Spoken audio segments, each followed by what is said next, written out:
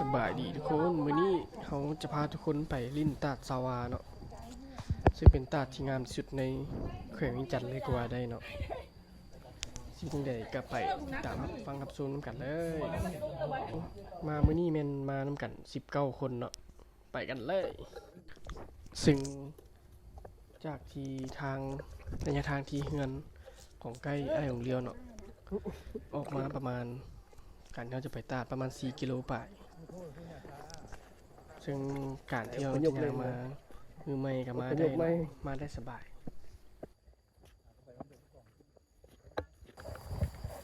ซึ่งระยะทางในการย่างเมน5-6 กิโลเนาะซึ่งในช่วงที่เรามานี่เมนช่วงกลางเดือน6เนาะน้ำก็จะบ่หลายปานใดก็พอดีมาก็ที่ว่าได้ว่าเป็นช่วงที่น้ำมีใหม่ๆหาก็มีน้ำเลยก็ว่าได้เนาะ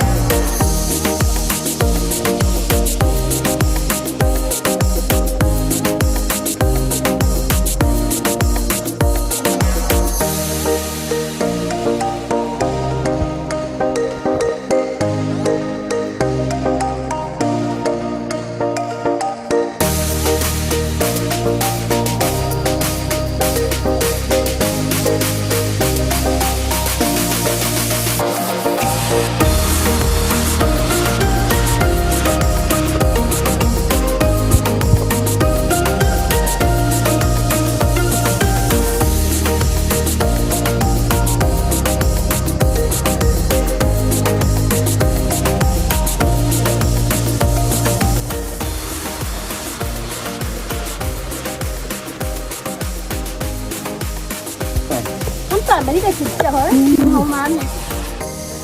ได้เด้อ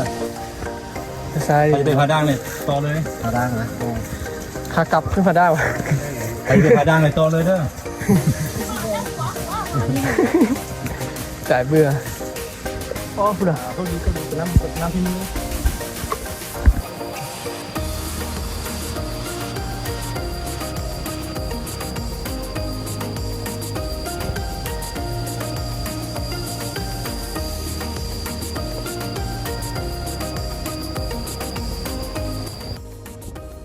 ช่วงไหนเขาบอกว่าเป็นนอนเหรอ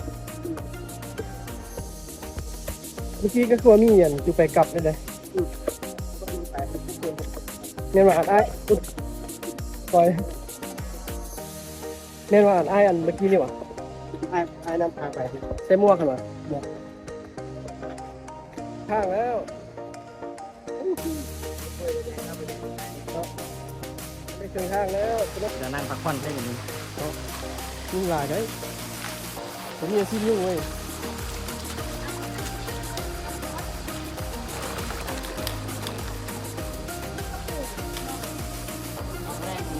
การปูว่ะ ที่มันนำมาก้านปูนะ นี่เอาซีนมาอยู่ เจ๊แบบ นี่เนี่ยแนวถึงส้ม แซ่บเลยนะ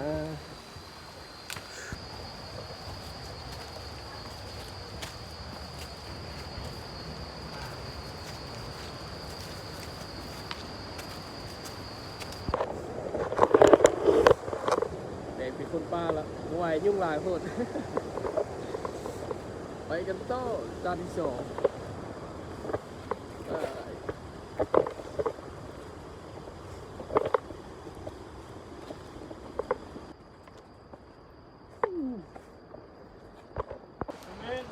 เรือโบแมนเหรอกุกเต่าเหรอกุกเต่าเนาะกุกเต่าเลยเขา มาอย่าง เต่าตัวเขาเส้นน้ำตาลโบแมนเส้นน้ำหวานโบแมนที่ตัวนั้นเหรอ โอ้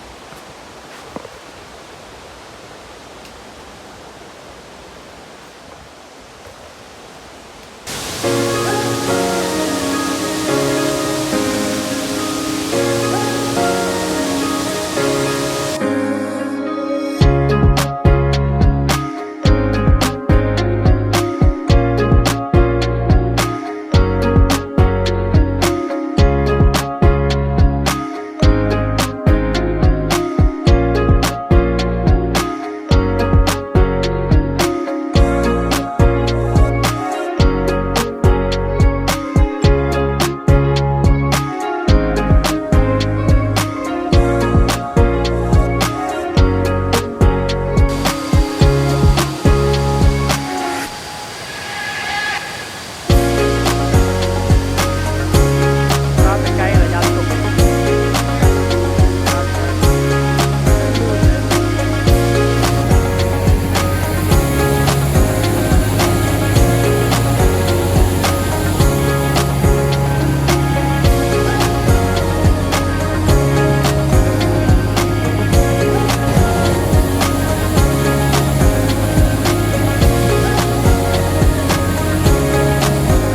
้เป็นมุกเกิน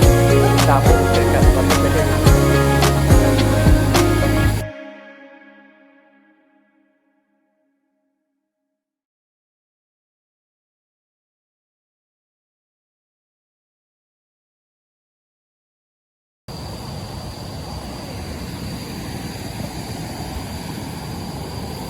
โอเคหลังจากเขาแล้วกันเขามานั่งเล่นอย่างเล่นนี่แถวนี้เนาะว่าจะนั่นก็จะได้ขึ้นไปเทิงตาดโดมพูเทิงนี่เนาะนั่งเล่นนี้เดี๋ยวนี้1 โมงครึ่งประมาณ3 โมงจะได้ขึ้นไปซึ่งเราพักอยู่ตาดลุมตาดโศกนะเนาะขึ้นมาถึงนี้กับบุไก่อีกประมาณจักน้อยหนึงกับสีฮอดแล้วเนาะซึ่งตอนนี้เขากับกำลังขึ้นมา ซึ่งทางก็จะสั้นบางบอนเนาะแต่ซึ่งช่วงที่เรามานี่แม่นช่วงที่กลางเดือน6ฝนหาก็เริ่มตก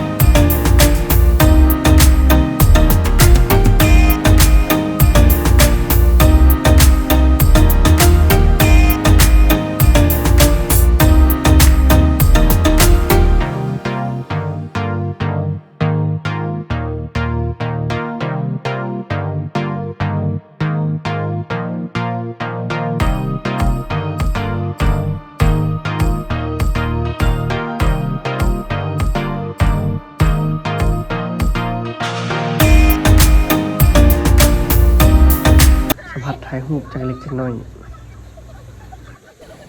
แต่ว่าก่อนที่จะลงไปก็เขาก็ต้องเติมพลังก่อนเนาะ ต้มมีกับวิวหลักล้านจิบกาแฟยามเช้าเบาๆกับบรรยากาศนี่มันก็สุดยอดแล้วนะท่านผู้ชมเติมพลังเอาเพื่อเอาเฮงก่อนที่จะลงไปทางลุ่มเนาะและบอลที่เขาจะไปก็ยังโมเมนต์บอลนี้เถื่อเนาะเขาสิไปพูนบริเวณใกล้ๆบอลนำตัวตาดเนาะซึ่งนี่แม่นกะเลาะซึมซับเอาบรรยากาศไปจากเล็กจากน้อยและบอกได้เลยว่าถ่ายมุมใดก็บ่เบื่อแล้วก็ถ่ายมุมใดก็งามเนาะเดี๋ยวเราจะเอาบรรยากาศมาให้เบิ่งนำกันเลย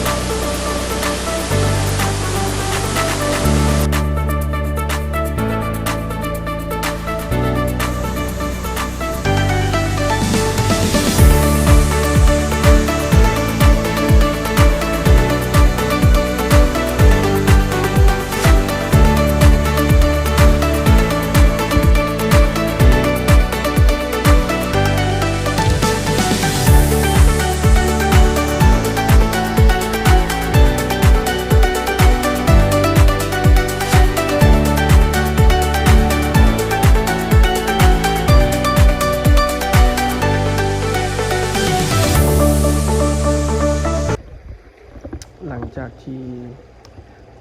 เก็บเครื่องถ่ายรูปอย่างแรกครับ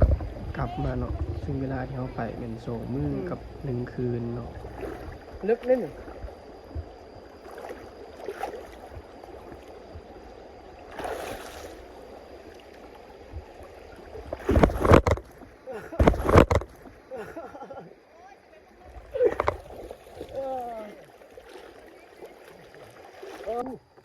จุดหมายแล้ว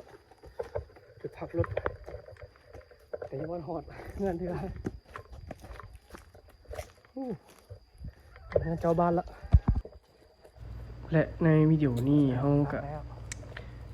ใกล้จะขอจบไปเพียงเท่านี้เนาะหรือว่าผู้ใดที่อยากมาหรือว่าอยากมาลองสัมผัสเบิ่งก็